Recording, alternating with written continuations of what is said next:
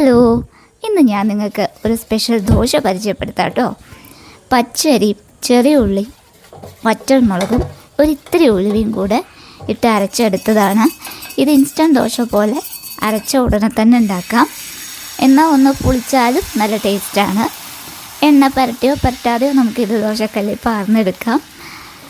എന്നിട്ട് അടച്ചു വെച്ചിട്ട് വേണം ഇത് ചുട്ടെടുക്കാം കേട്ടോ. പിന്നെ പച്ചരി മാവ് ആയതുകൊണ്ട് തന്നെ ഇതിൻ്റെ മുകൾ ഭാഗത്ത് ഇങ്ങനെ വെളുത്ത കളറ് വരും. അതിന് ഒരു ചെറിയ ടിപ്പുണ്ട്. അമ്മ പറഞ്ഞു തന്നതാണ്. കുറച്ച് പച്ചവെള്ളം ഇങ്ങനെ തളിച്ചു കൊടുക്കുക. ഞാൻ ജസ്റ്റ് ഒന്ന് തളിച്ചു കൊടുത്തിട്ടേ ഉള്ളൂ.